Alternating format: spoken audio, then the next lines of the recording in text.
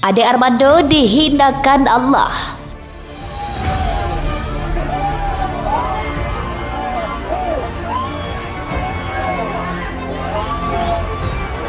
Karena disibukkan dengan dunia.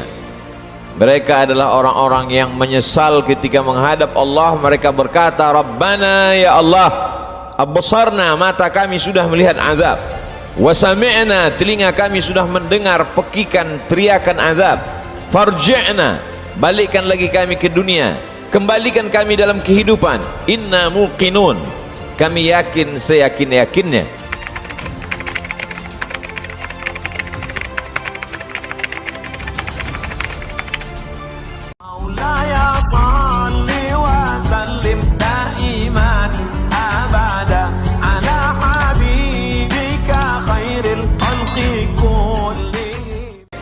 Tapi hari itu penyesalan tak lagi bermakna.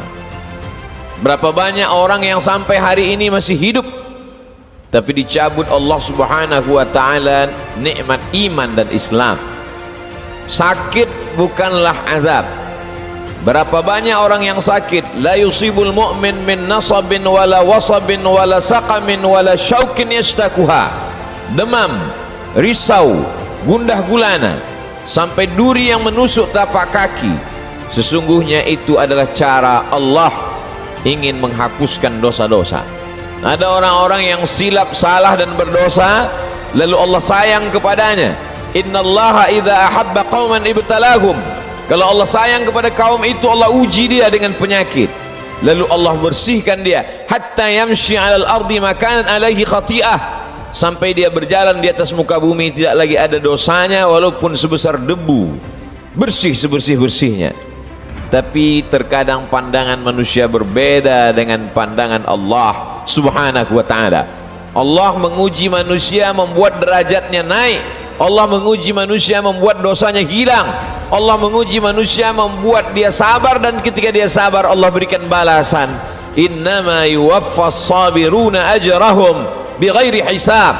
Balasannya tidak dapat dihitung oleh manusia. Tapi kemudian manusia memandang inilah orang yang terlaknat karena sering sakit, inilah orang yang terlaknat karena selalu banyak kesulitan, kesusahan dalam hidupnya.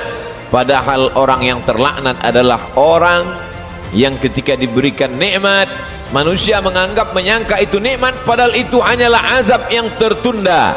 Apa kata Allah subhanahu wa ta'ala? Sanastadrijuhum, kami berikan mereka istidraj min haitsu la ya'lamun, tanpa mereka sadari mereka sedang dipermainkan Allah subhanahu wa ta'ala. Orang menyangka mereka adalah orang-orang yang diberi nikmat, padahal sesungguhnya dia sedang dipermainkan dengan azab tapi berbaju nikmat. Nabi menjelaskan ayat ini, innallaha la yumli lizalim, Allah subhanahu wa ta'ala mengulur orang-orang yang zalim, yang aniaya. Diulur umurnya panjang, diulur rezekinya banyak, diulur keluarga anaknya sehat lengkap sempurna, tapi justru itu menjauhkan dia dari Allah subhanahu wa ta'ala. Ada manusia ini perbuatannya jauh dari Allah, tapi istrinya dekat kepada Allah. Ada manusia ini keluarganya jauh dari Allah, tapi pekerjaannya dekat kepada Allah. Laknat adalah ketika tiga-tiga yang ada dalam diri manusia semuanya jauh dari Allah subhanahu wa ta'ala.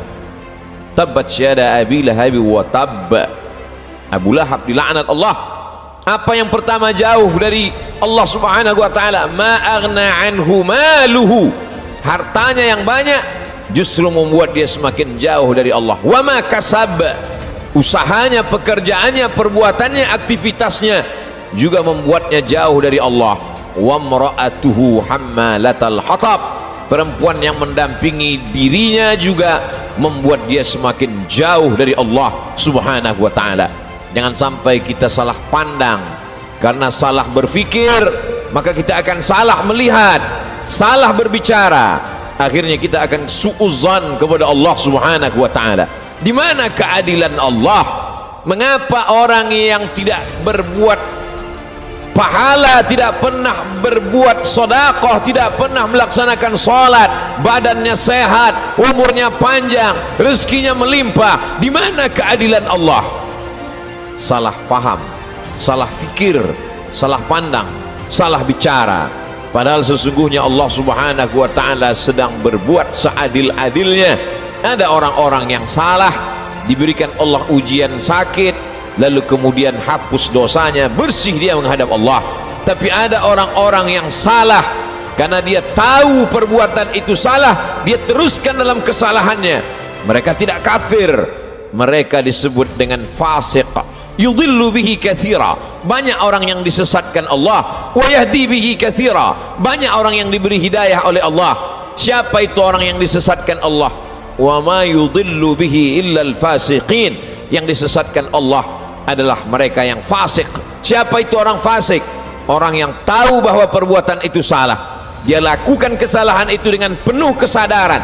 Dia sadar bahwa dia diperhatikan Allah, dia tahu bahwa dia lihat Allah, dia tahu bahwa bersamanya inna alaikum lahafizin, bersamamu ada malaikat-malaikat yang menjaga, kiraman, mulia, katibin, mencatat, ya'lamuna ma taf'alun, mereka tahu apa yang kamu lakukan. Tapi dengan penuh kesadaran dia langgar aturan-aturan Allah. Mereka adalah orang-orang yang fasik. Mereka diazab Allah Subhanahu wa ta'ala di dunia, bukan dalam bentuk kemiskinan, bukan dalam bentuk kefakiran, bukan dalam bentuk penyakit. Diazab dalam bentuk kenikmatan, agar dia semakin jauh dari Allah Subhanahu wa ta'ala. Innallaha la yumli lizalim, Allah Subhanahu wa ta'ala mengulur orang-orang yang zalim itu, diulur umurnya, dipanjangkan umurnya, dilimpahkan rezekinya, disehatkan anak-anaknya, supaya semakin jauh dari Allah Subhanahu wa ta'ala. Hatta idza akhadhahu lam yuflithu, sehingga ketika Allah menjatuhkan azabnya ke neraka jahanam nanti, maka tidak ada lagi yang tersisa dari dirinya kecuali hanya layak menerima azab Allah Subhanahu wa ta'ala.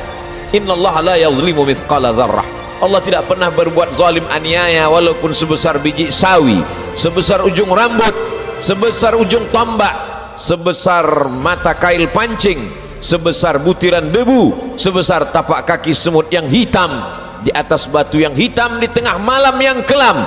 Tidak pernah Allah Subhanahu wa ta'ala zalim dan aniaya. Lalu kenapa manusia itu masuk neraka? Karena perbuatannya sendiri, karena tindak tanduk dan tingkah lakunya. Karena Allah sudah memberikan dia ala fil jasadi mudghah, ketahuilah di dalam jasadmu itu ada segumpal. Idza salahat salahal jasadu kulluh, kalau yang dalam hati segumpal daging itu baik, maka baiklah seluruh jasadmu dari ujung rambut sampai ke ujung kaki. Wa idza fasadat, tapi kalau segumpal itu rusak, fasadal jasadu kulluh, maka rusaklah seluruhnya dari ujung kaki sampai ke ujung rambut. Ala wahyal qalb, sesungguhnya yang segumpal itu adalah hati. Wa nafsi wa ma sawwaha, demi jiwa manusia dan penciptaannya.